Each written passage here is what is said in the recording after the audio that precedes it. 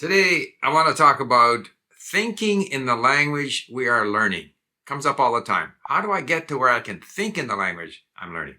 To me, this is related to this other question of how can I speak like a native? And here I think we need to understand, at least my view of the whole process of language learning is we start out at basically zero, knowing nothing or very little. We may know related languages, but we're at the very beginning. And there's this continuous sort of voyage, which eventually takes us to a higher level. But that higher level is very rarely, if ever, perfection. I just don't think perfection is a term we can think of when we think of language learning.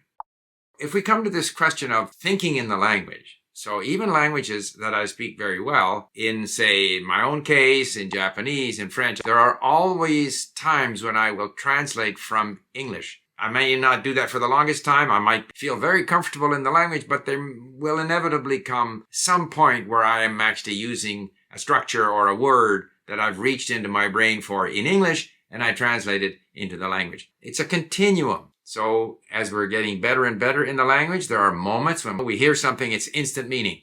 We read something, it's instant meaning. We go to say something and it just comes out. And so there we are, in a way, thinking in the language we're learning, but we're doing it for, a small part of the time that we are spending with the language. As we continue, as we become more comfortable, we get better at it. As with so much in language learning, the deliberate effort to learn something is often counterproductive. The deliberate effort to avoid thinking in the language just makes you uptight and makes it, less likely that you will achieve that. You have to relax and let it happen. It will gradually happen. More and more, you will start thinking in the language if you continue with all of your language learning activities.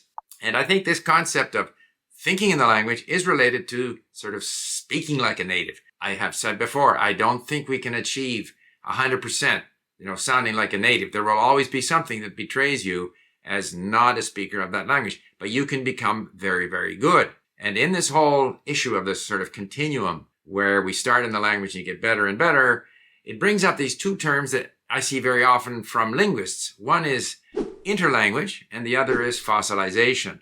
And apparently those two terms were developed by a professor of linguistics, Larry Selniker. So interlanguage explains the ability of people to speak better in the language they're learning because of the influence of their native language. And so structures and even vocabulary items, not to mention pronunciation, from their native language will influence how they speak in the language they're learning. To me, that's obvious. I'm not sure why we need a term like interlanguage.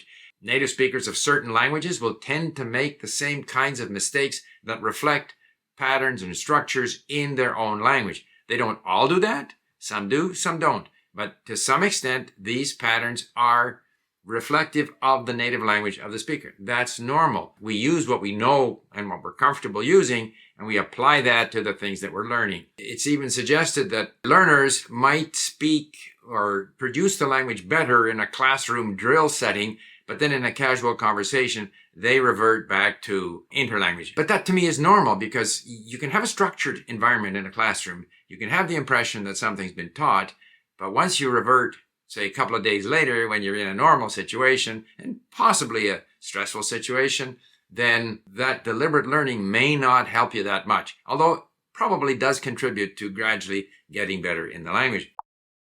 Again, fossilization is presented as some kind of a final stage in interlanguage because some learners simply don't progress beyond a certain point. So they're stuck at this interlanguage or this less than optimal level in the language and they don't get better. But I think we continue to think in our own language to some extent, varying degrees. We continue to use structures that reflect our native language. That's always the case. But I think if we put enough effort into listening and reading, and if we are relaxed about it and don't say, I want to speak better, but we aren't prepared to put in the hours of listening and thousands and hundreds of thousands of words of reading to allow our brains to get a better sense of the language, then we're not going to get beyond that point. However, it's important to remember that many speakers of a second language are in effect fossilized. They have come to a level, it might be a very high level, where they are happy.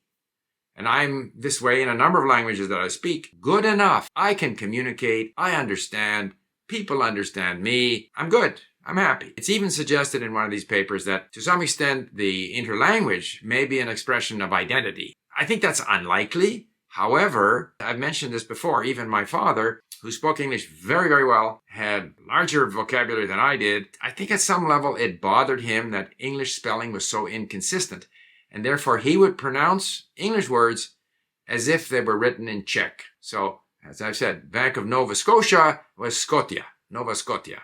Because to him, somehow, TIA should be TIA. And so there's a sort of a psychological element of resisting the new language, which is also, I think, not an unimportant factor.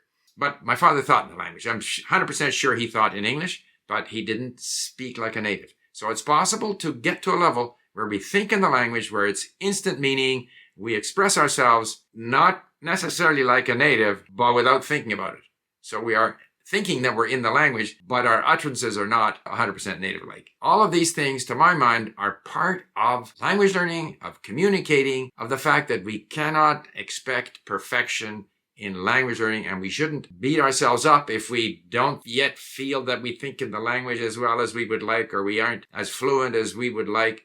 All of these things are perfectly normal. And so I would leave you with a couple of videos I did on the whole issue of errors, the importance of errors. If we recognize our own errors, that helps us learn, but at the same time, learning to live with our less than perfect use of the language.